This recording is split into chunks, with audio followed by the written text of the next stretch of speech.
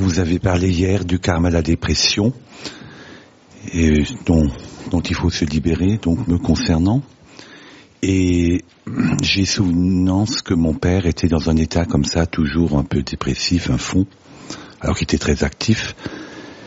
Et donc je demande, est-ce qu'il faudrait que je fasse une constellation par rapport, j'ai l'impression de véhiculer en partie seulement, une partie de ce karma dépressif de mon père. C'est évident. Oui, c'est vraiment une évidence. Et chacun porte en lui son père, sa mère, au moins. Un peu plus encore, mais au moins ces deux-là. Et donc dès qu'on constate une ressemblance, c'est bien de se mettre au travail de ce point de vue-là. Au moins de ce point de vue-là, c'est des choses qu'on repère. Donc on ne peut travailler comme sur le chemin, on ne peut travailler que ce qu'on a observé. Et quand on observe quelque chose de ce type-là, on sait qu'il existe des moyens d'harmoniser ça. Donc une constellation spécifique. Et d'une part, et d'autre part, la lecture à mort est certainement une chose importante aussi. Par rapport aux parents. Ou par rapport au père, dans ce cas. Non, je pense que chez vous, il n'y a pas que le père qui est actif, hein. Il y a votre maman aussi. Oui. Déjà, si on fait pour un, on fait pour deux. On fait pour l'un et pour l'autre, c'est ça. Ouais. Ouais.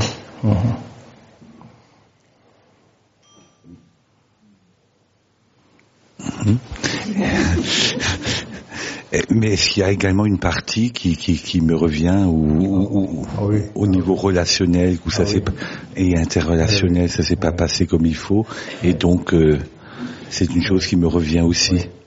Donc il y a ces deux aspects. Oui. Dans certaines situations, des éléments dépressifs sont liés à la colère. Bon, vous le connaissez. Et donc, ce sont sont deux faces d'une même pièce. Oui. Il y a d'un côté la colère et de l'autre côté la tristesse, la dépression. Et il y a encore un milieu quand même. Hein. Au milieu, il y a l'angoisse. Il y a l'angoisse, la peur, l'anxiété au milieu. Et pour échapper à l'anxiété et à la peur, on tombe soit dans la dépression, donc on tombe moins la peur, oui, ou bien on tombe dans la colère et l'agitation ou l'action, hein, on peut dire ça comme ça aussi, de l'autre côté. La pièce, elle est faite de cette façon-là. Et dès qu'on voit, qu'on regarde le monde, les personnes qui ont une de ces caractéristiques-là, les trois, on voit toujours l'un ou l'autre à l'avant de la scène.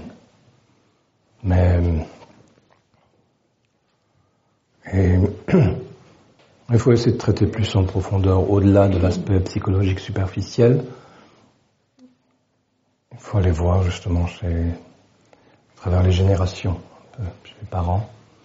Pas seulement chez les parents, chez les traumatismes qu'on peut subir, les grands-parents aussi, parfois les arrière-grands-parents. Et parfois traiter ça aussi. C'est pour ça que nous considérons qu'il est absolument essentiel de traiter la famille d'origine, oui, de faire un traitement, une constellation de la famille d'origine, puis une constellation ancestrale aussi. Partir à la recherche de ce qui peut agir encore, ce qui a besoin d'être harmonisé. Un autre élément, important, c'est que lorsque j'exposais le problème hier, donc dans l'écoute attentive du premier pilier, du troisième pilier, le problème, il s'est quand même bien, uniquement par le fait de l'exprimer et de le partager, le problème s'est quand même réduit significativement et immédiatement. Oui.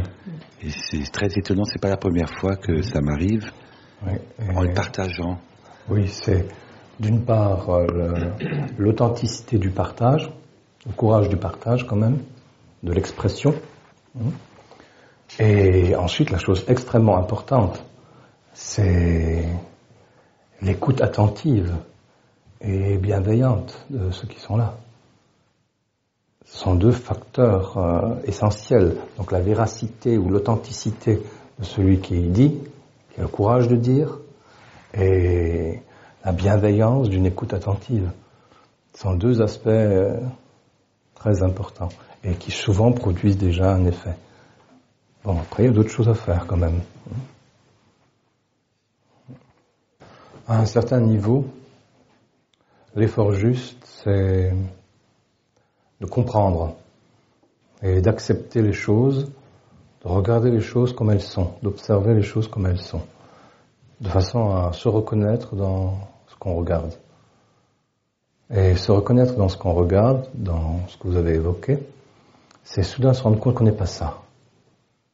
Qu'on peut se libérer malgré ça. Et au niveau où vous êtes, c'est comme ça qu'il faut procéder.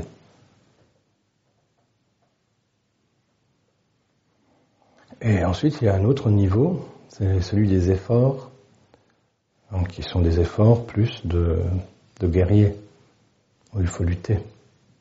Mais pour ça, il faut avoir beaucoup plus de force. Il faut, pour lutter, ceux qui ont fait des arts martiaux savent que pour lutter, il faut d'abord une position d'équilibre, c'est-à-dire une position de force. À partir de cette position d'équilibre, on peut soit agir directement soi-même, soit laisser venir l'action extérieure et la canaliser correctement. Donc l'effort et la discipline ne s'adressent qu'à ceux qui en sont réellement capables, et elle produit des résultats. Par contre, lorsqu'on ne fait pas ça à partir d'une position de force, il faut d'abord observer de façon à comprendre, et de cette observation et de cette compréhension-là naît une action qui déjà est meilleure que précédemment. C'est ce que vous avez constaté en observant simplement et en accueillant. Oui, j'ai une question par rapport au mouvement intérieur qui me fait faire mes actions. Je constate souvent que les actions qui sont plutôt positives, je ne les fais pas à partir de quelque chose de pur, comme je voudrais qu'il soit de l'amour ou de la compassion. Il y a toujours derrière quand même, parfois comme ça, que je vois le besoin d'obéissance, de faire quelque chose parce que je sais que c'est bien. Parfois aussi c'est encore le trait de la vanité ou d'autres traits. Et c'est vraiment une souffrance, parce que je le vois, et j'aimerais vraiment que ce soit quelque chose qui parte de quelque chose de plus grand. Donc s'il faut simplement... Vous n'êtes pas plus grand. Oui, c'est ce que je me dis. Oui. Donc c'est pas la peine, on ne fait pas comme ça. C'est le processus normal de... Vous regardez, vous incluez celle qui a besoin de reconnaissance aussi, celle qui a besoin de se montrer, etc. Vous l'incluez, celle-là. Et c'est la seule façon de transformer cette situation. C'est de reconnaître le niveau auquel vous êtes. Vous voyez, vous vous prenez pour plus que ce que vous n'êtes. Oui, en disant, je voudrais que ce soit autrement. Attends, ça peut être uniquement que comme tu es, au niveau où tu es. Et dès que tu comprends ça, tu t'élèves. Tant que tu comprends pas ça, tu es dans l'illusion d'être meilleur que tu n'es, ou d'être différente de ce que tu es. Ça marche pas, ça. Vous saisissez ? Oui. Et vous pouvez attribuer ça au trait de l'orgueil. Vous savez, aux 3 poisons, on peut rajouter 2 traits vraiment constamment, qui sont aussi actifs que l'avidité, qu'est-ce qu'il y a encore ? L'ignorance et l'illusion, et la haine et la colère. On rajoute la jalousie, et donc la jalousie et l'envie, et l'orgueil. Et là, on en a 5 qui sont déjà bien. Mais aussi forts ces 2-là. Mais ils empoisonnent autant sa propre vie que la vie des autres. Et si derrière on rajoute encore la peur et la tristesse, on a l'équipe parfaite. L'équipe d'empoisonneurs parfaits. Voilà.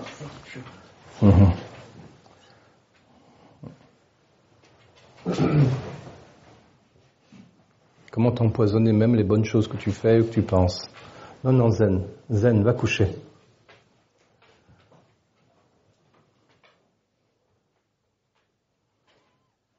Attends, je vais lui expliquer. Il n'a encore pour 30 secondes, 1 minute.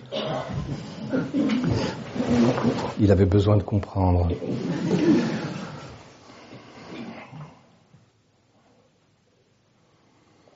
Alors, je vous souhaite de passer une bonne journée.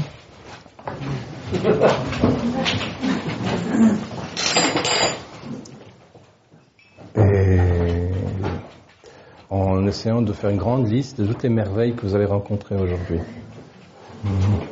Ne faites pas une liste parce qu'il y en a trop, c'est impossible, mais essayez de conscientiser les choses, de remarquer, tiens, dès que vous rencontrez quelqu'un, vous dites « Bonjour merveille ». Oui, oui.